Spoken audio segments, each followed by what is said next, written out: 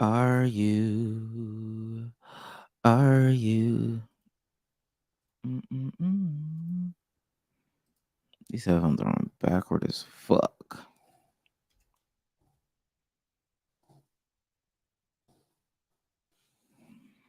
Are you? Are you?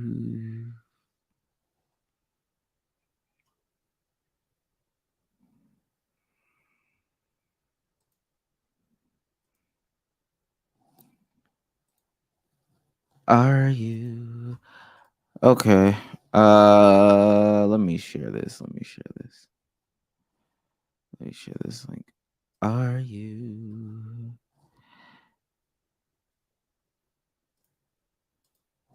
Are you? Mhm. Mhm.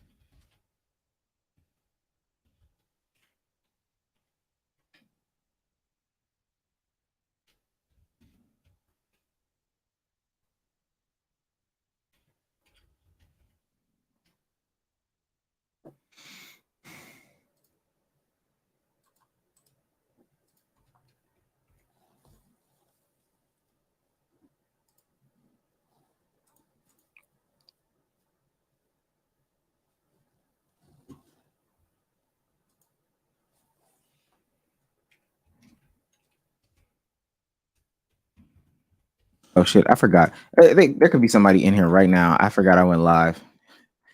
Oh, there's nobody. Okay, cool, cool, cool, cool, cool, cool, cool, cool, cool. I can't wait then. It's electric. Boogie, boogie,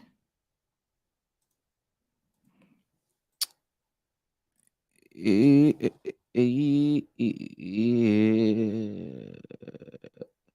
I've got to move.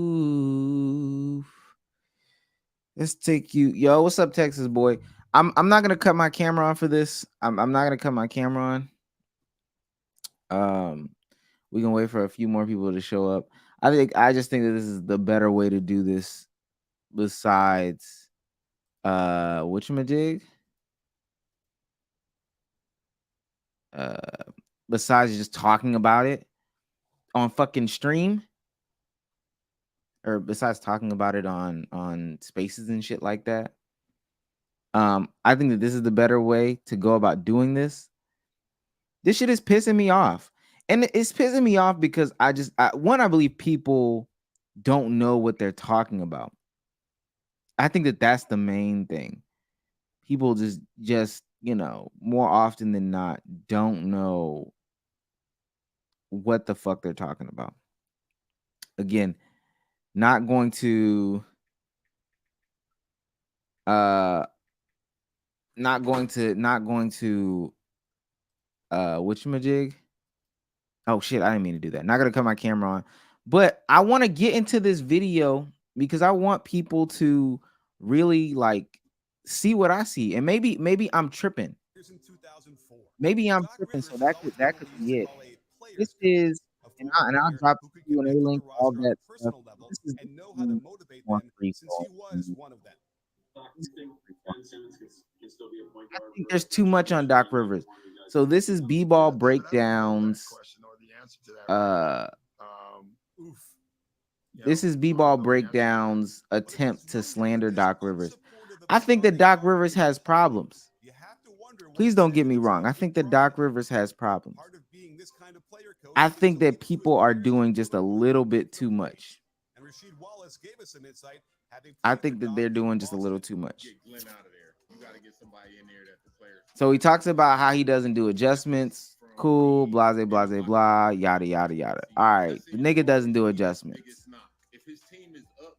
This nigga Blackwood. Bad mic. I got a bad mic. Is my mic bad? Somebody else tell me if my mic is bad or not. I'm not. Oh, it's because I have my beard was on the mic. My bad. My beard was on the mic. All right.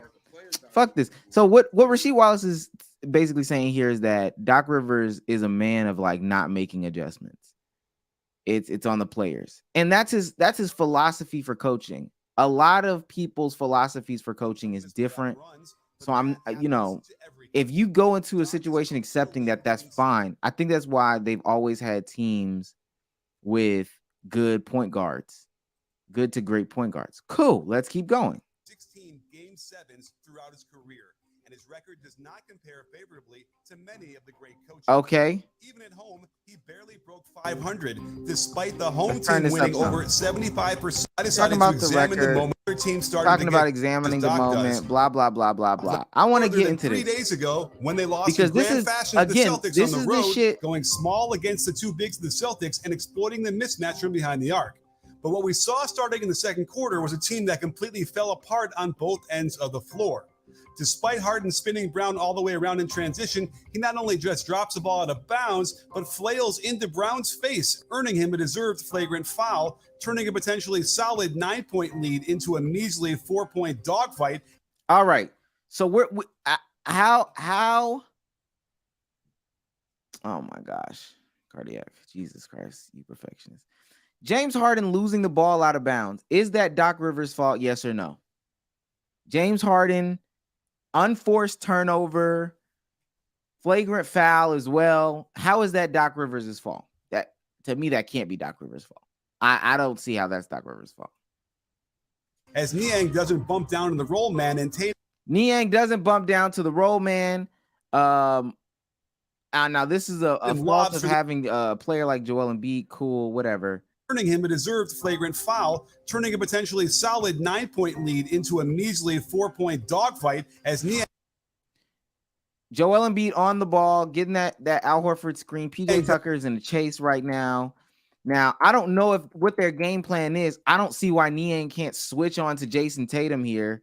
Maybe he's the lesser defender. Cool. But PJ Tucker's having to play chase. Niang is having to decide between an Al Horford or Grant Williams, or is this Rob Williams? I think whatever. Rob Williams role. Cool. You're supposed to bump him a little harder than this, play a little bit. So Jason Tatum has to then turn around and do a swing pass over PJ Tucker to Al Horford. That's what's supposed to happen. Oh man, and Tatum lobs for the easy dunk. I don't know how that's Doc Rivers' fault. Niang is just fucking garbage, right? He's just fucking garbage. But the unraveling continued in spectacular fashion as Maxey tries to throw a simple high post entry pass, but look where he bounces it. This is a bad fucking pass. How is this Doc Rivers' fault? Not even midway between him and Harden, and it was never open anyway as Brown didn't wait. This is attempting to go before the screener set. This is not a good seal by James Harden. Now he could be in an attempt to try to get better position, but this is not a good seal. It's not there yet. It looks like Maxey went too early. The bounce pass is terrible. I just don't see how this is Doc Rivers' fault. As Maxey tries to throw a simple high post entry pass, but look where he bounces it. Not even midway between him and Harden. And it was never open anyway as Brown pounces on it and gets all the way to the hoop for a layup. Cool layup. The bottom began to fall out as Harden just dribbles it to Harden dribbles the ball off his foot. How is that Doc Rivers' fault?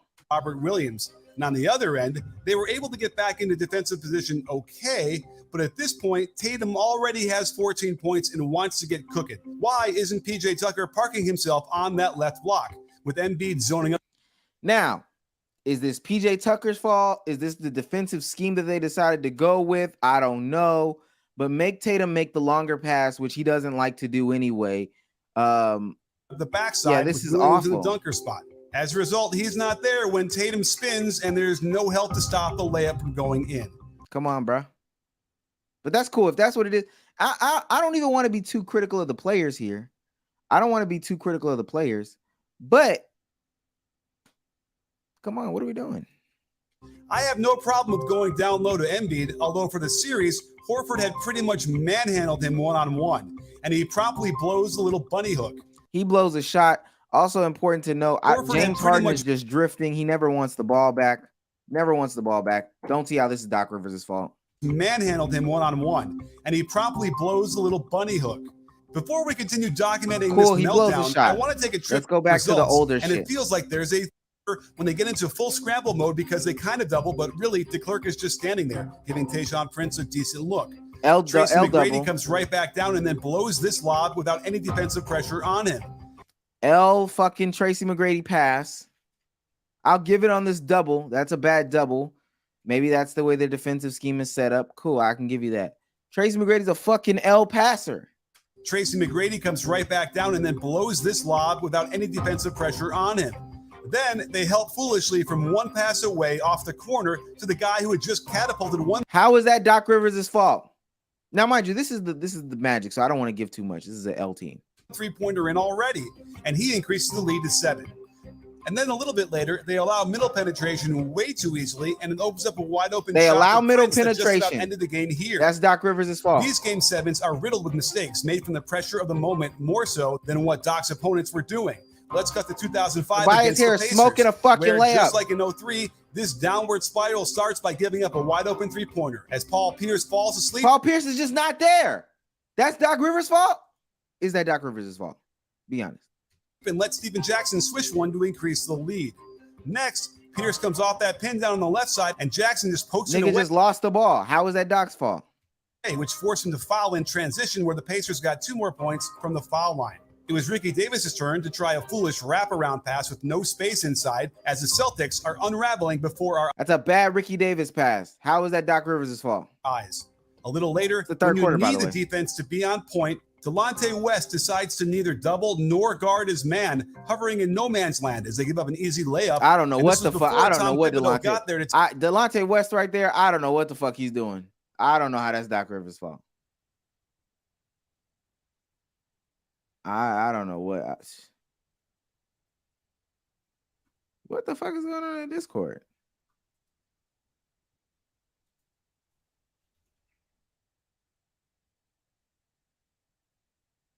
Yeah, I don't know what the fuck Delonte West is doing. Take over this side of the floor.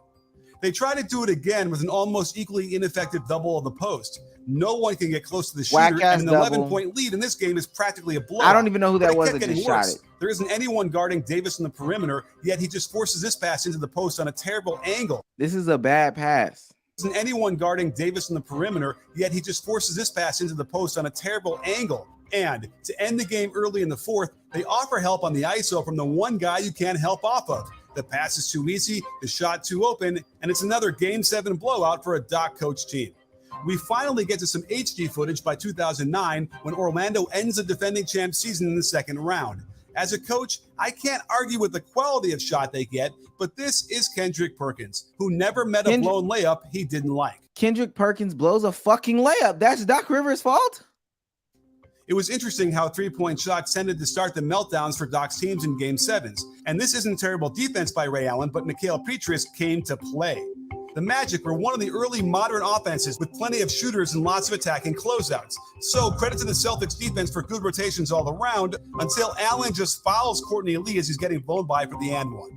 The game is getting out of hand, and you're at home, so a timeout was probably warranted, but at least during the free throw, make sure Paul Pierce is going to get his hands on the ball. Instead, it's a ridiculous Ricky Davis-Kendrick Perkins pick and roll, and I'm just embarrassed that Perk even tried this on Dwight freaking Howard. I can feel that. This might look familiar as the Magic hurried down court, forcing Perkins into a mismatch. And despite Lee doing a Curly Neal impression from the Globetrotters, they catch 2 defenders rotating to the ball and another drive to pull up, and the Celtics have cracked.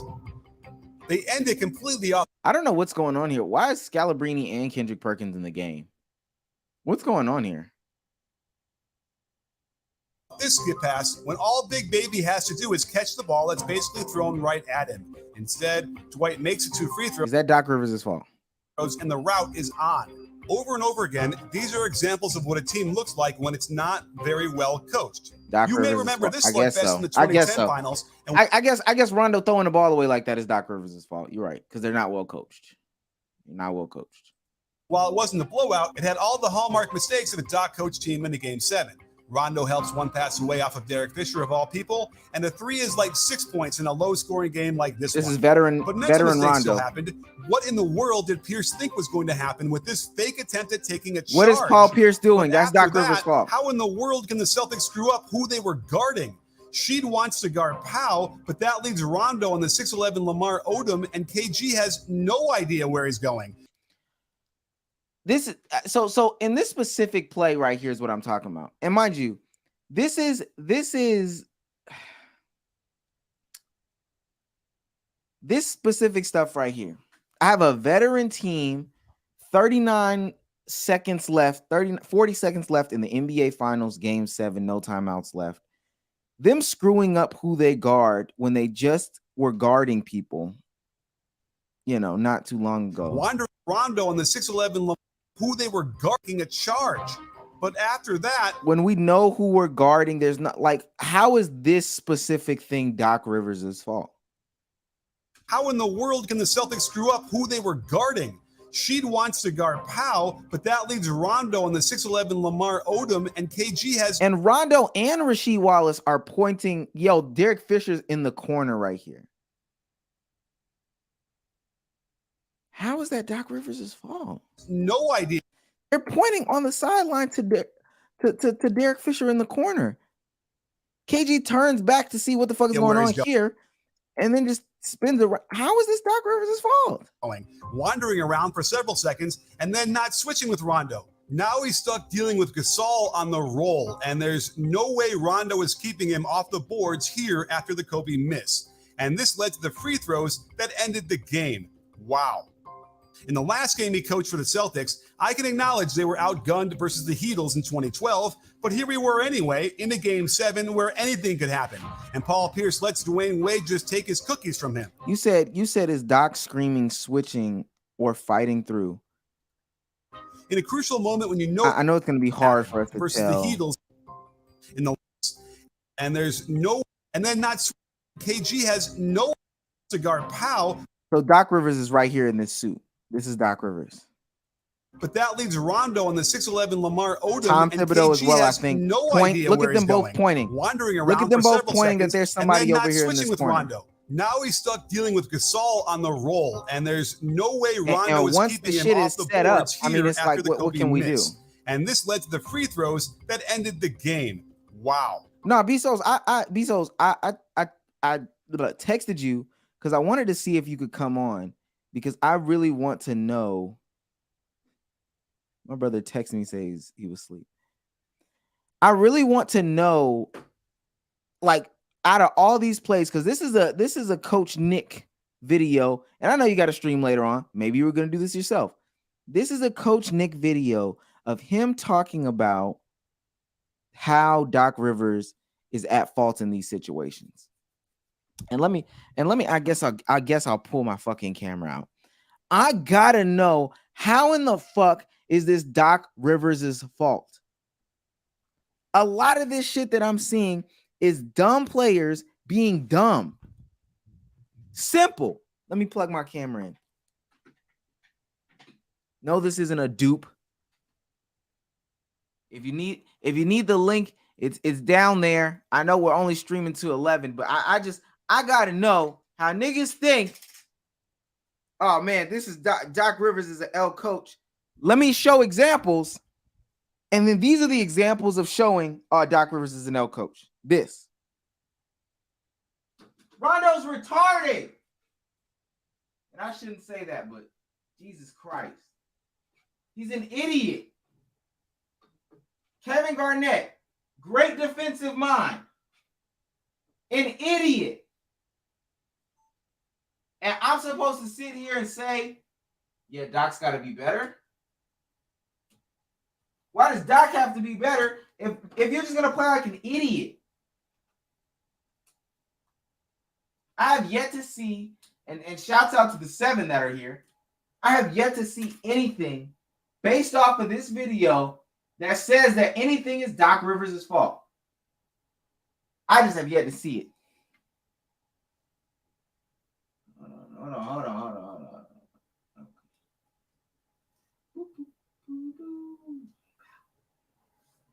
I've yet to see it.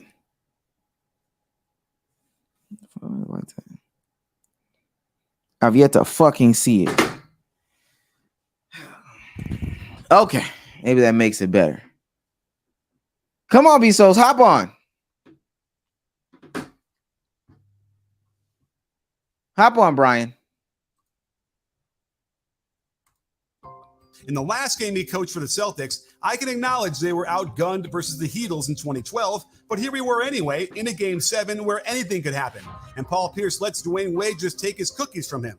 Paul Pierce losing the ball, that's Doc Rivers' fault.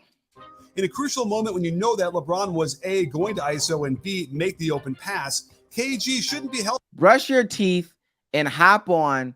I'm saving Doc Rivers' legacy. Paul Pierce loses the ball, and it's Doc Rivers' fault. One pass away off the corner here. It's Pierce's help. So James makes the easy pass, and Bosh takes the easy shot to start the blowout. The Celtics got a lot of mileage out of the Ray Allen ball screen for Pierce. These are veterans. Now, mind you, again, like he said, they're outgunned. They're gonna lose. They're gonna lose either way. But these are veterans, dog. Pierce in the flare screen, but what is the spacing on the other side? Bass and Rondo bring their men right to the hoop to not only block the shot, but it goes out of bounds off of Pierce. So Rondo's just walking. They never really figured out how to get KG in proper help positions. He should have switched with Pierce here so he could be in the lane to try and stop LeBron. Instead, he shoots this one on the way down over the effective contest from Pierce. Come on, bro. In the last-ditch effort to post up KG with LeBron guarding him, Pierce is smart not to try a lob. Why aren't they flashing the high post to get a quick high-low pass to him? Instead, Rondo basically ends the game with this silly lob attempt that Bosh was all over the second he released it.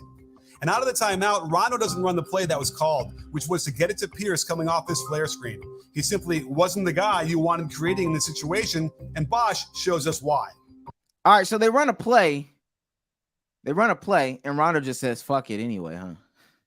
The timeout, Rondo doesn't run the play that was called, which was to get it to Pierce coming off this flare screen. He simply... Miami's blowing shit up, though. I ain't gonna lie.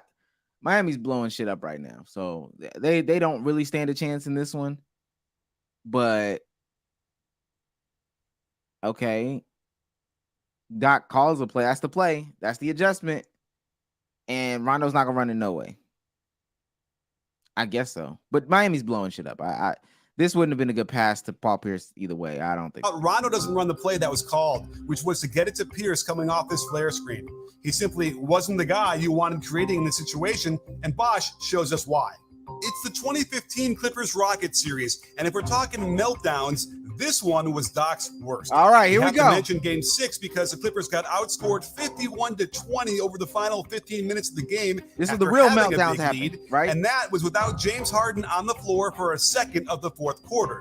You could just see how the team was shell-shocked and broken amidst a cascade of mental mistakes that fed from one Blake Griffin, to the next. DJ, and while they hung tough to the third quarter of Game 7, the residual effects were about to end their season. As the Rockets bring DeAndre Jordan up in the pick and roll, Redick allows Harden to reject the screen, which means Jordan is out of position to protect the rim, and here we go again. Blake gets into the lane very deliberately, but tries a contested lefty jump hook, which misses wildly. I'm sure he was still thinking about it on the way back down instead of picking up the guy who had cut their hearts out in Game 6, leading to the wide open triple. So how are those things Doc's fault? Both, everything that we've seen so far. How was that Doc's fault? How, bro? Going through these games, you can just tell when it's happening. As Chris Paul throws this ridiculous pass out. How is that Doc's fault? And Black, you saying he's getting out coached by Spo if they blowing it up, which could be true. Again, I think that they weren't going to beat Miami regardless. Like a mid-game adjustment, and coaches don't make mid-game adjustments. Mid-game adjustment or not, like it's not happening. They weren't beating Miami. They were not beating Miami. So it's cool. It is what it is. Oh, dang. Nike about to pull Ja. This is crazy. But so that's fine. We're in this. Chris Paul, one of the best point guards to ever touch a basketball. Unforced turnover. Come on, bro. Going through these games, you can just tell when it's happening as Chris Paul throws this ridiculous pass out of bounds. They don't even contest this pass for real.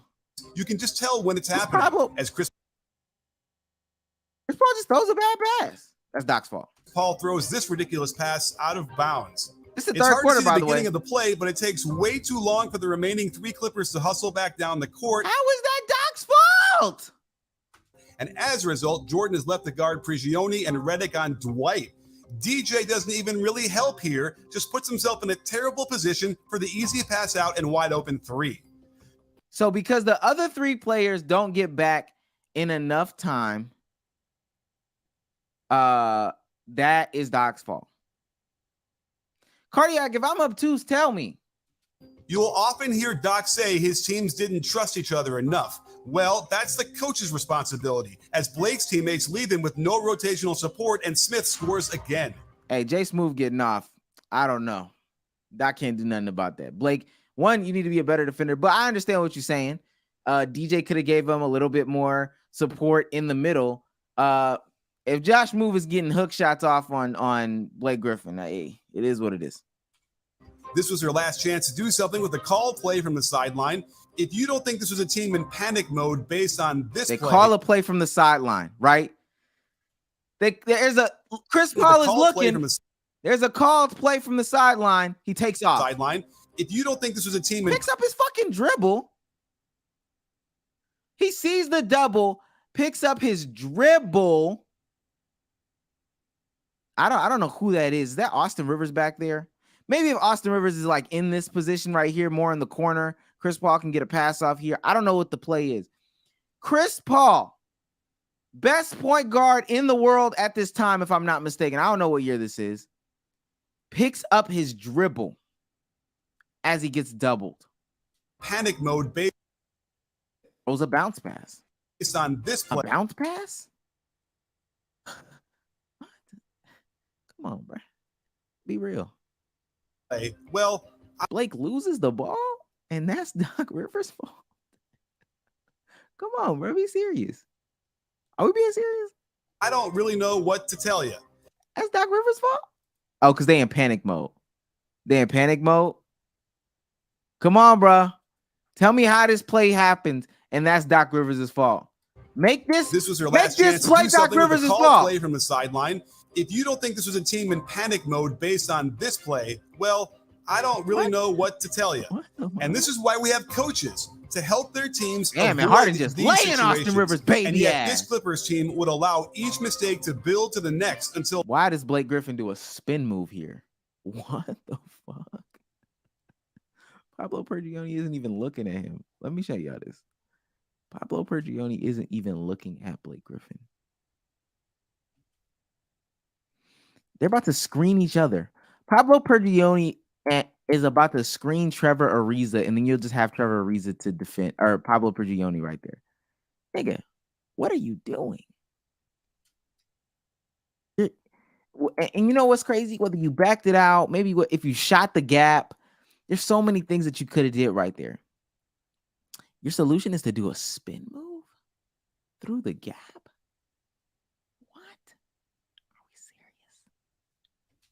Niggas is unserious. Let me take you to the bubble, where another three-pointer sparks the run that turned to Doc Rivers coach Game 7. He just missed the explanation. Also, no one is saying it's Doc's fault 100%.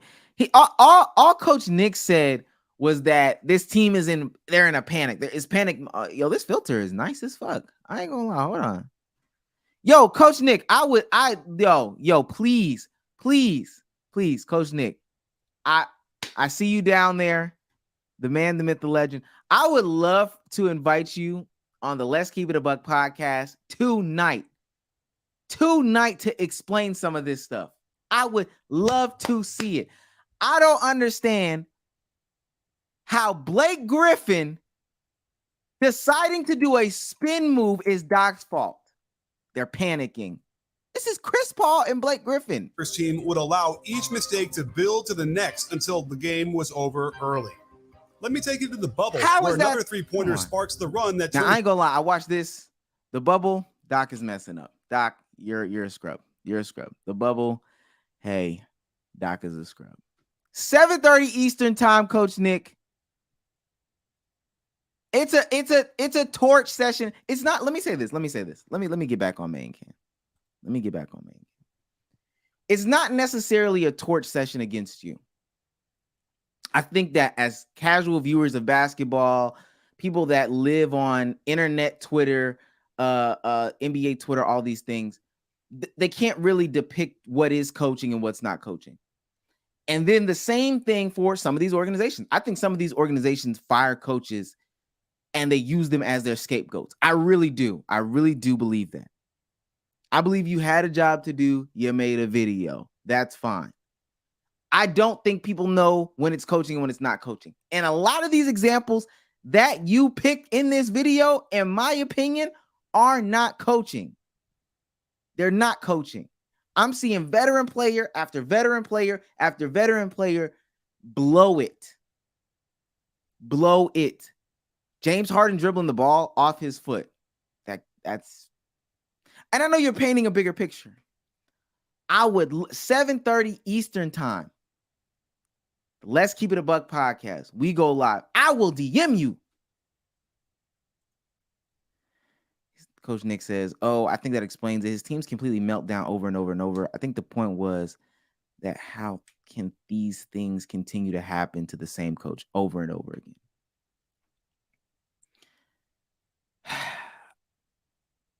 I agree.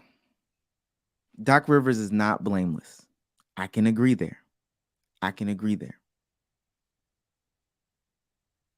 believe in a lot of these instances, specifically the ones that are being shown, it's less Doc, more player. It's not Doc Rivers' fault. Blow up or not, it's not Doc Rivers' fault that Chris Paul throws a bad bounce pass. One of the best point guards having unforced errors right there. Rondo as well, weak lobs. One of the best point guards throwing weak lobs.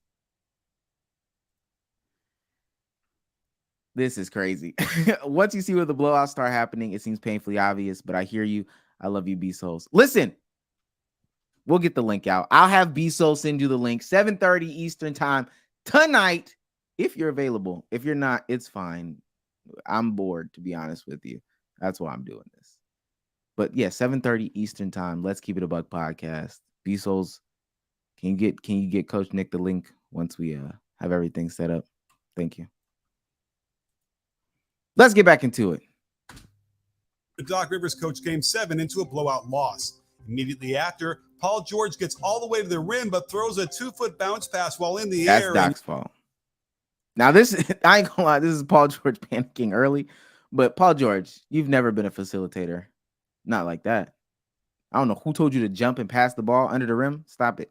After, Paul George gets all the way to the rim, but throws a 2-foot bounce pass while in the air, and Jokic easily steals it. On the way back down, everything seems okay as the defense sets up in good position, but Paul George and Pat Beverly are guarding the same person. PG sends Pat Bev to the weak side, but then doubles the post. Kawhi is frozen as the Nuggets get a wide-open cut to the hoop. Down one, George falls asleep getting around the simple pin down, and Murray casually hits the three. It should be no surprise that the Nuggets love to hit Jokic in the short roll from Murray, yet they decide to rotate from the strong side corner. Kawhi falls asleep for a step, and the lead is making it easy for him, huh? I'm not sure why Montrezl Harrell was even playing at this point. Now, this is a Doc Rivers fault. If I'm not mistaken, this is crazy. I'll DM you, but I don't know if I can try. Gotta finish this. We'll get you on. We'll get you on. We'll get you on. Love you, B-Souls. Who is B-Souls? Okay, love it. I'll do my best to make it. Thank you.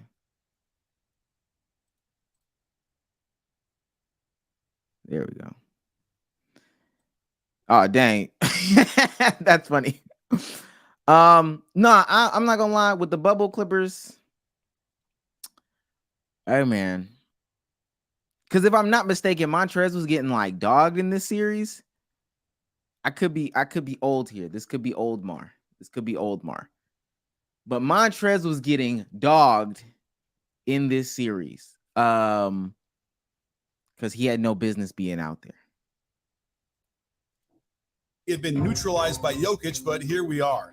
And this time, they do rotate properly out of the short roll, but Harrell was late recognizing he needed to contest the wing 3, and the lead is 9. Yeah, he shouldn't. And their last gasp chance to get back in the game ends with a blown layup. They even almost get a big steal at the top of the key, but Murray is able to track it down and give him credit for hitting this tough one, but the Clippers never recover, scoring only 2 points in 7 minutes and losing by 15, which causes Doc to be fired from the Clippers. I can't say nothing there. I can't say nothing. And that first year, they're the number 1 seed. All right, here we go. Playing the 5th seeded Hawks in the. I think some of this too. I can't say much either. This is some Doc stuff. Second round. Here's the moment. Trae Young gets the flyby and hits the 16-footer to cut the Sixers lead to 2 midway through the 4th. Then Herter pulls up over a much shorter Curry for another midi to tie it. Okay, cool. They want to go down low in the post, but the only play they really run for him is a pin down for Curry and then turn around to post up instead of some sort of. That could be some Doc stuff. Is this one of those years where they don't have a good post entry passer outside of Ben Simmons? I'm trying not to make it Doc. It is what it is.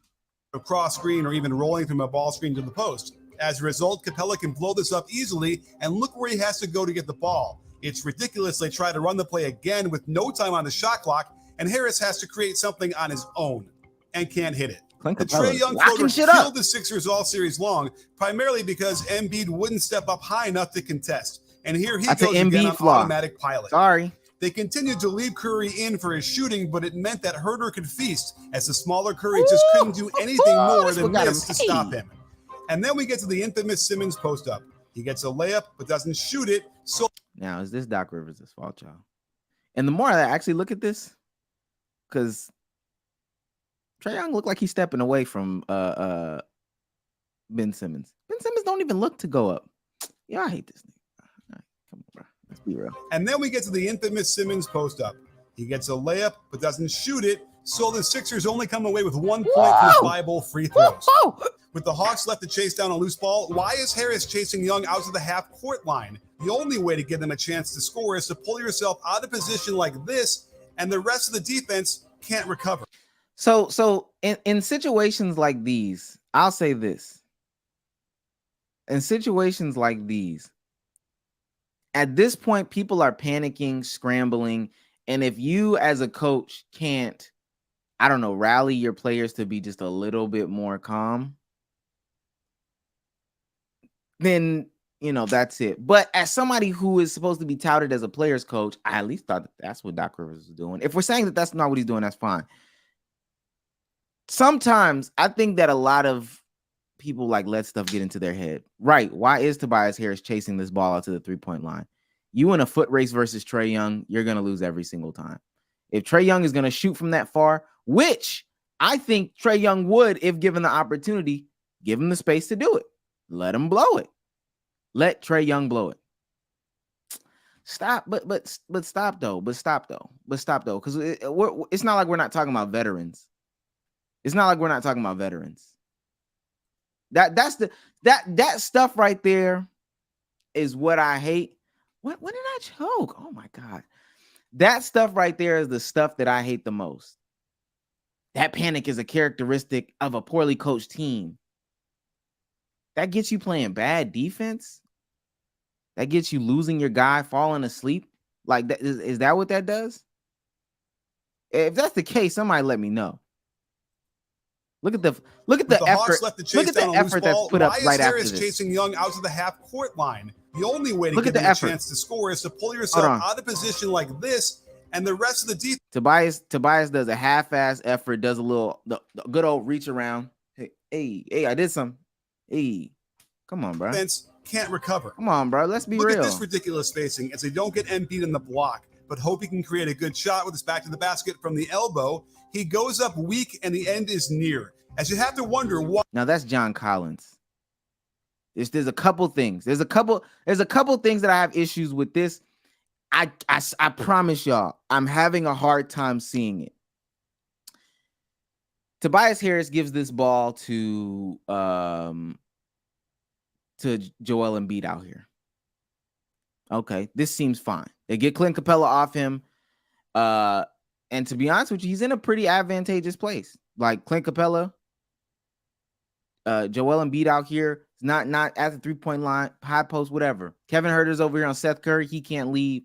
George Hill guarded by Trae Young. This is a non-factor, no way, really. So don't worry about this. And then Danilo Gallinari has to guard Ben Simmons. And Ben Simmons is down there. We know why. Ben Simmons can't shoot the ball. Cool. But the best defender on Joel Embiid is on Tobias Harris, a competent 3-point shooter. You pass the ball into Joel Embiid. Basket from the elbow.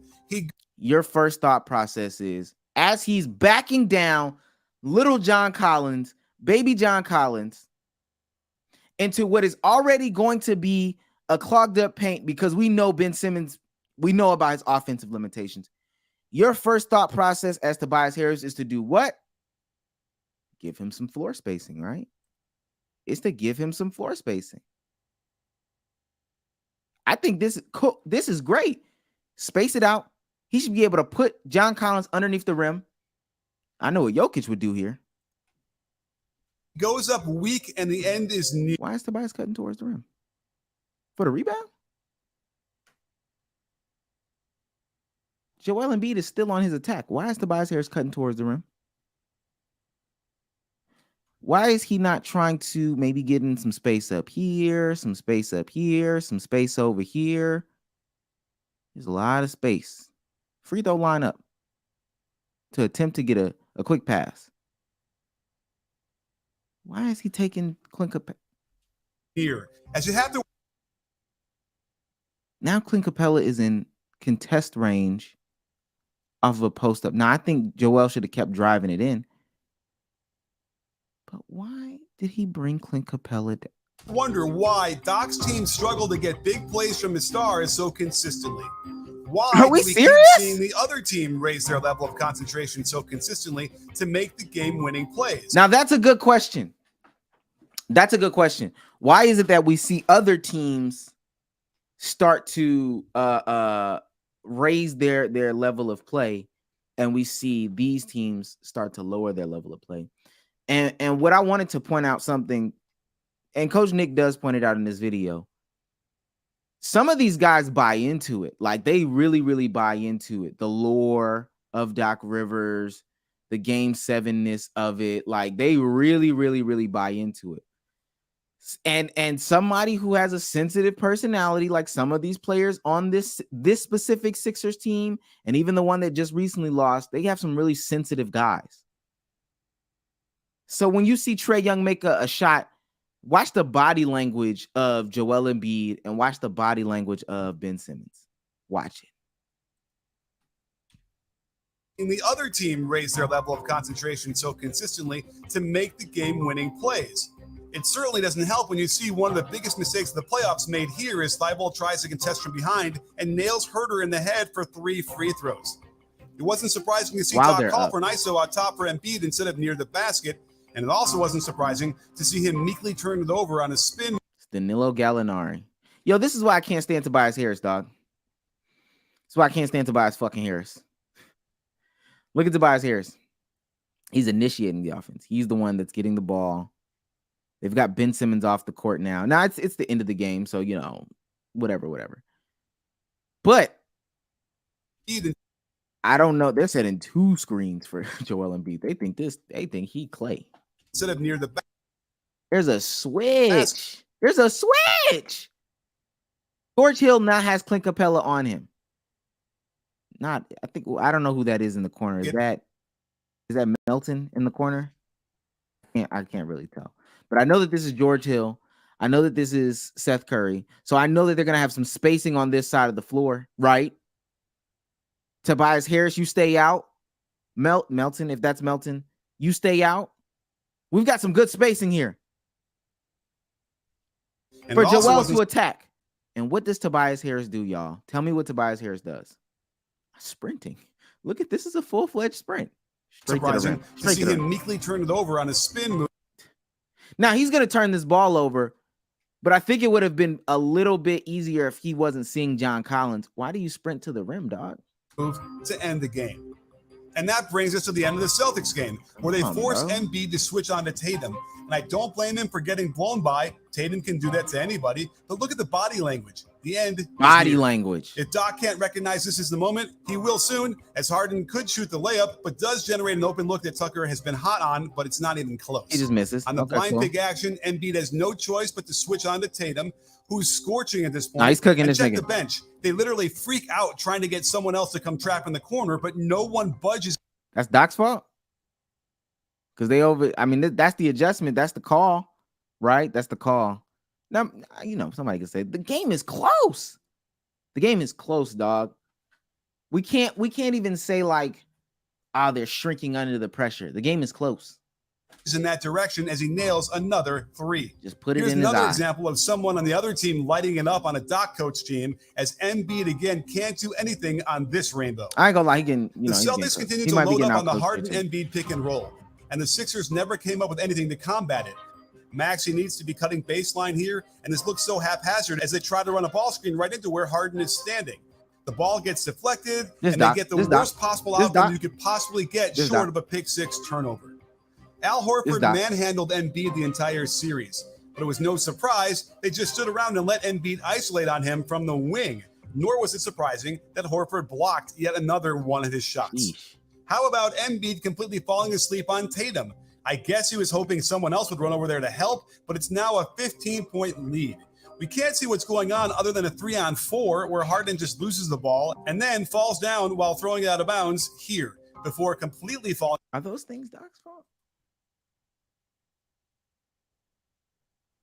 Are those things Doc's fault? Apart Come on, by not bro. even being in the front court when the ball is thrown to him.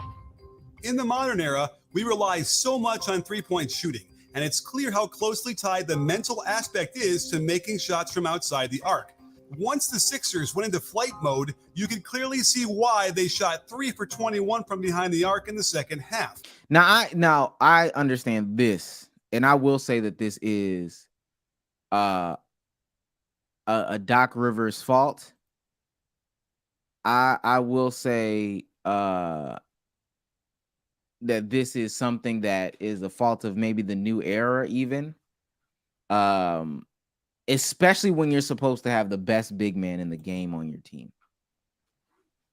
Especially, you probably shouldn't even be in these situations, but cool, down 22. Is this 22? 30? 20, 28, 20 something.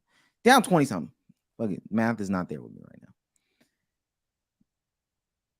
It's the third quarter. You still got 3 minutes left.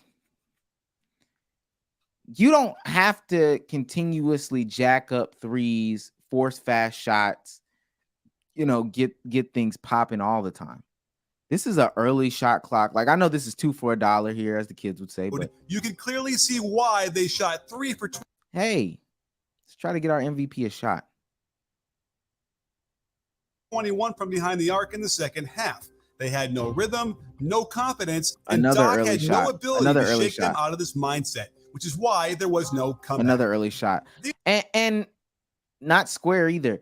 So I can see I can see why this is Doc's fault, where the blame lies right here. Right. You got to settle it down, let these folks know. I mean, my MVP isn't even on this side of the court before we're taking a shot. And if we're going out swinging, like Joel's meniscus needs to tear right here. I would rather have it that way. We go out swinging, Joel's meniscus tears because of that's how much mileage and pressure and trying to beat the great Al Horford, is done right here. But how many possessions is this where he doesn't touch the ball? Is this the same sequence? The Sixers went into flight. Aspect is to making shots from outside the arc. Once the Sixers went into flight mode, you can clearly see why they shot 3 for 21 from behind the arc in the second half. That's 2 shots. They had no rhythm, no confidence, 3 and shots. Doc had no ability to shake them out of this mindset. This is why is there was no 4 comeback. shots. These kind of things happen. About 4 shots in a row. A lot of responsibility needs to be placed on the players. But when you zoom out far, hey, there we go, right there. Thank you, coach. That's like 4 shots in a row where Joel's not even touching it, not even involved in it. I don't know. Hey, man. Enough. What you see are poorly coached teams who consistently get exposed for not making. How is that like this? So some of this stuff and hearing these kind of things happen. I get it, and a lot of responsibility needs to be placed on the players. That's James's fault. But when you zoom out far enough, what you see are poorly coached teams who consistently get exposed for not making good decisions nor executing properly on both sides. That's Joel's fault. And when you add to that the negative body language, overreactions to referees' calls, and problematic communication like telling your guys that the other team wants it more than they do, it's not surprising that we rarely see his stars play well in these situations and carry his team to victory.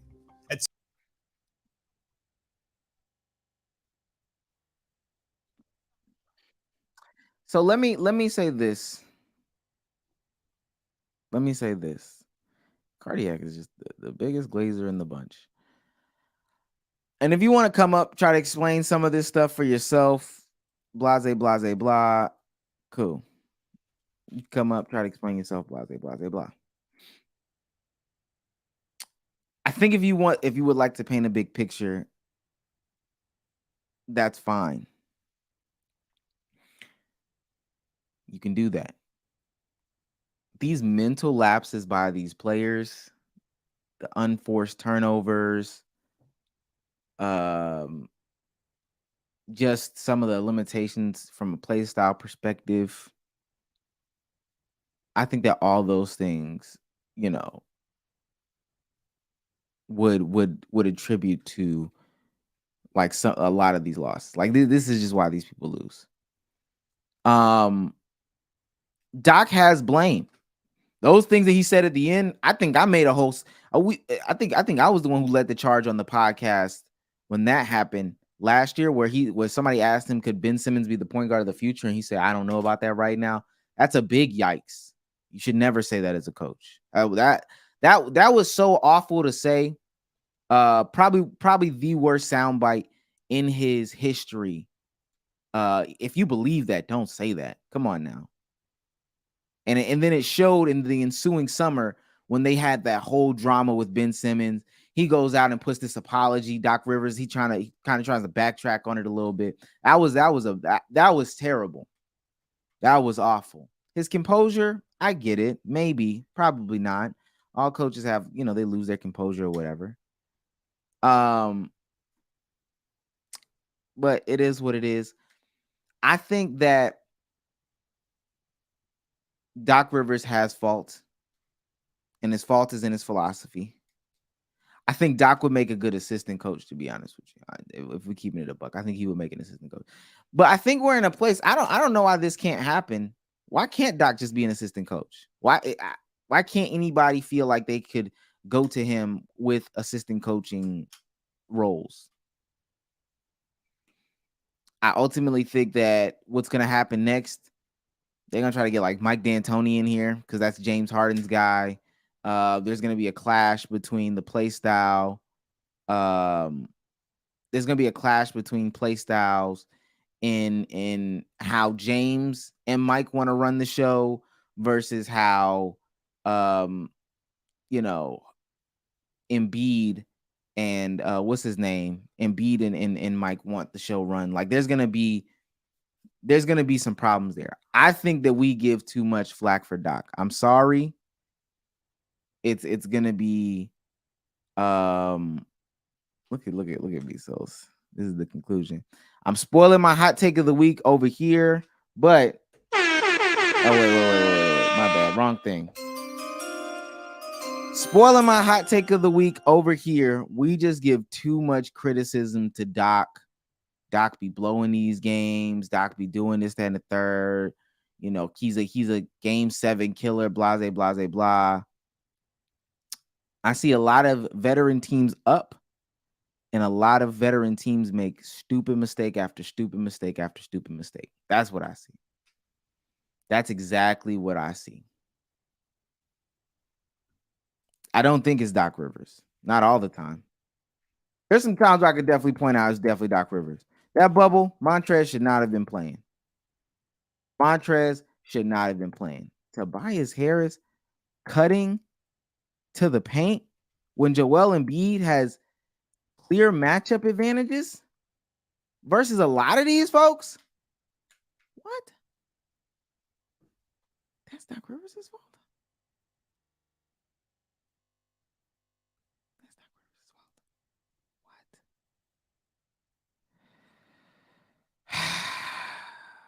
I don't know, bro. I don't know. Somebody knows, let me know. I'm trying to send the link out. Y'all don't want to come up, I'll go eat dinner or lunch. This wasn't even supposed to be that long. Shouts out to Coach Nick. Hopefully we can get you on. We can talk about this. Maybe we can talk about some draft prospects as well. Maybe we can talk about some finals stuff. I think a lot of coaches have the same problems that Doc Rivers has. He's just fortunate enough to be in these specific positions where you can see his blow up happen more. They said Mazzulla couldn't make adjustments. They said Darvin Ham don't make adjustments. The difference is they got Bron on their team, right? I don't know, bro. I don't know. Anyway, I'll see y'all tonight. God, this lens looks phenomenal right now. Let me see something.